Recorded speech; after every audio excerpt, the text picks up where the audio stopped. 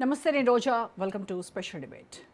మేము ఫండ్స్ కోసం తిరుగుతాం, నిధుల కోసం వెంటబడతాం, మేము అప్పుల కోసం కాళ్ళరిగేలా చక్కర్లు కొడతాం, దర్జాగా అడుక్కుంటాం. కానీ మీరు మాత్రం అస్సలు అడుక్కోవద్దు. దేశం పరువు తీయొద్దు.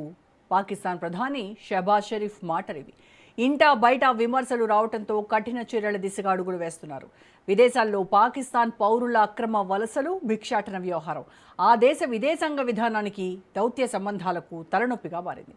హజ్, ఉమ్రా యాత్రల ముసుగులో సౌదీకెళ్లి అక్కడ భిక్షాటన చేయడంపై విమర్శలు దుమారం రేపుతున్నాయి. ఇజ్జత్ కా ఇష్యూపై ఇవాళ స్పెషల్ డిబేట్. ఇప్పటికే మెక్కా, మదీనా వంటి పవిత్ర ప్రాంతాల పరిసరాల్లో భిక్షాటన, అనధికారిక విరాళాల సేకరణపై సౌదీ అరేబియా గుర్రుగా ఉంది. అత్యంత కఠినమైన జీరో టాలరెన్స్ విధానాన్ని అమలు చేస్తోంది. నిబంధనలు ఉల్లంఘిస్తే అరెస్టులు, నిర్బంధం ఖాయమంటోంది. అందుకే డిపోర్టేషన్ చర్యలు తప్పవని సౌదీలోని పాకిస్తాన్ ఎంబసీ తన పౌరులకు హెచ్చరికలు జారీ చేస్తుంది.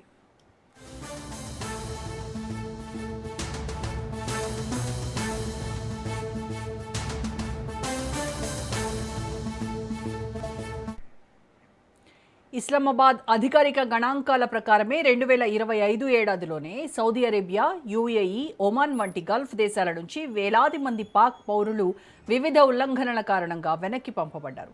ఇందులో కేవలం భిక్షాటన మాత్రమే కాకుండా వీసా నిబంధనల ఉల్లంఘన, అక్రమ నివాస కేసులు కూడా ఉన్నాయి.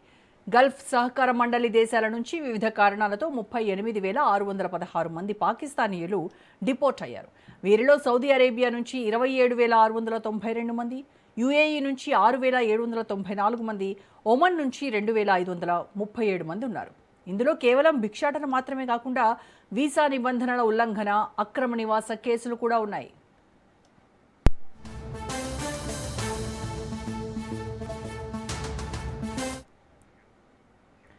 విదేశాల్లో దేశ ప్రతిష్ట మసకబారుతుండటంతో పాకిస్తాన్ ఫెడరల్ ఇన్వెస్టిగేషన్ ఏజెన్సీ నిఘా పెంచింది.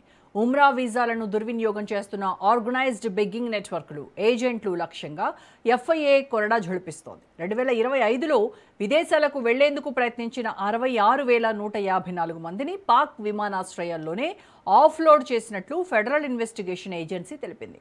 సరైన పత్రాలు లేకపోవడం, ప్రయాణ ఉద్దేశంపై అనుమానాలు, ఇతర ఇమ్మిగ్రేషన్ సమస్యల కారణంగా నిలిపివేసినట్లు అధికారులు వెల్లడించారు.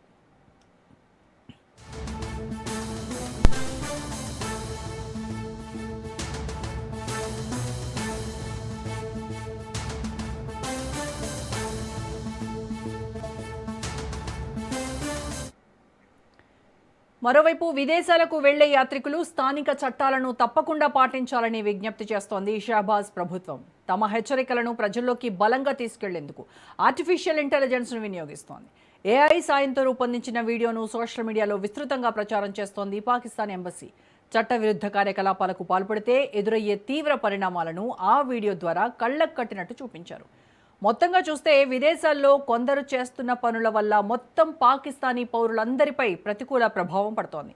అందుకే కట్టడి చేయడానికి ముందస్తు చర్యలు చేపట్టింది షరీఫ్ సర్కార్.